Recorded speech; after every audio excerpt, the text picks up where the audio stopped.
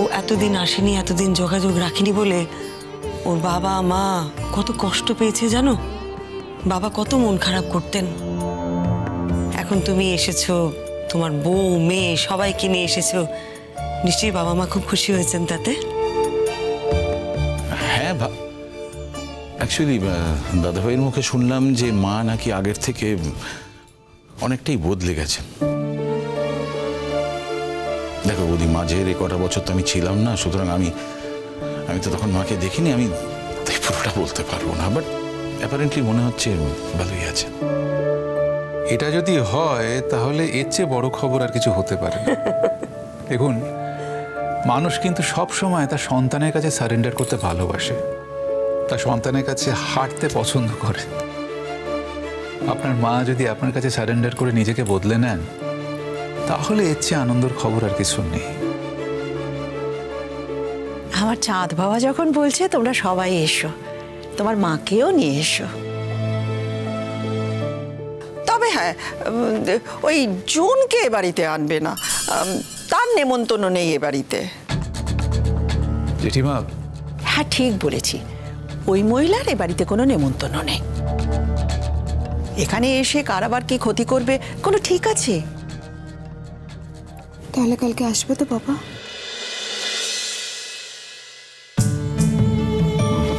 আমি জানি না, দেখি। এসো না প্লিজ। ও বাড়িতে গেলে তো আমি তোমার সঙ্গে ঠিক করে কথা বলতে পারি না।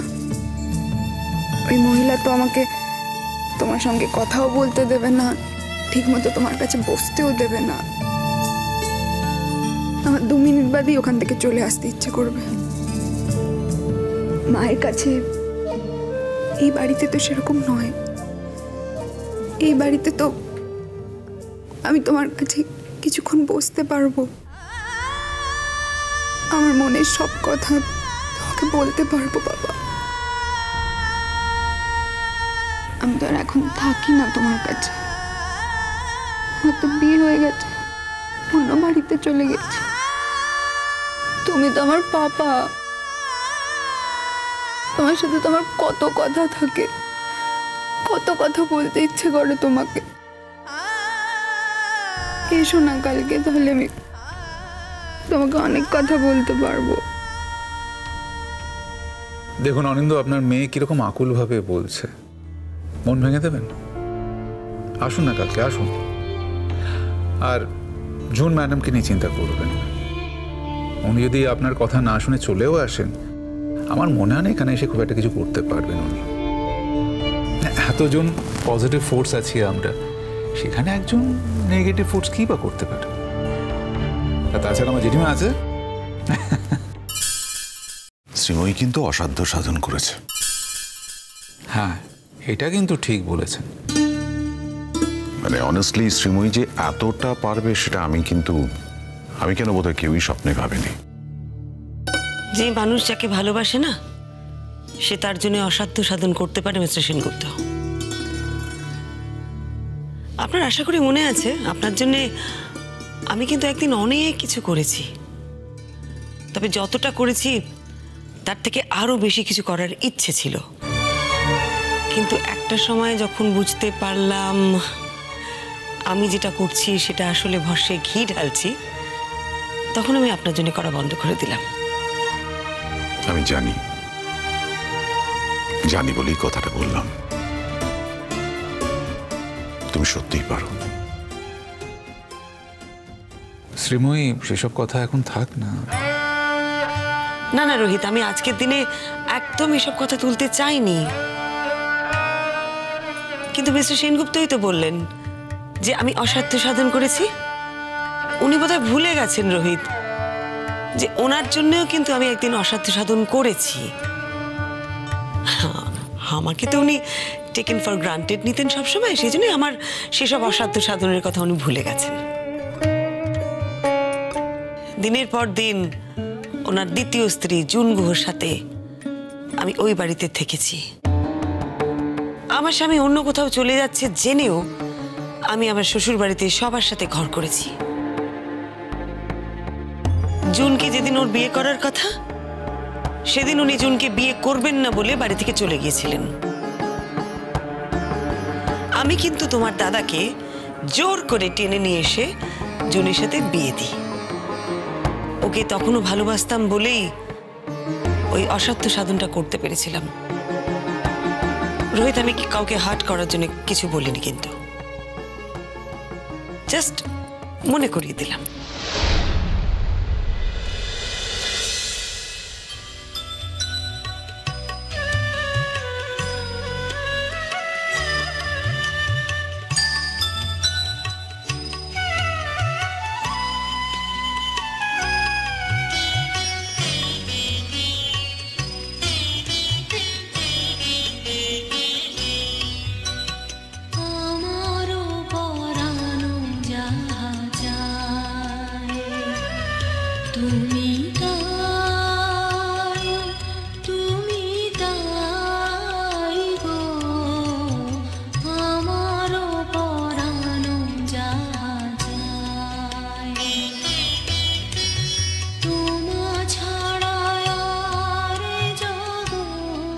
রোহিত,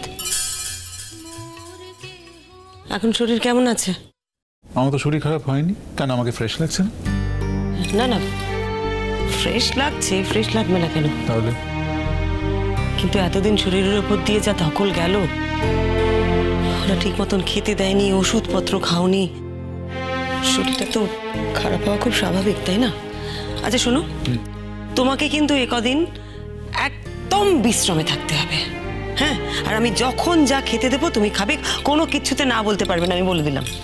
না বলবো আমি? আমার ঘাড়ে কটা মাথা। এই সত্যি করে বলো তো, শরীর ঠিক আছে ভেতরে ভেতরে? মানে ঠিক থাকাটা তো স্বাভাবিক নয়।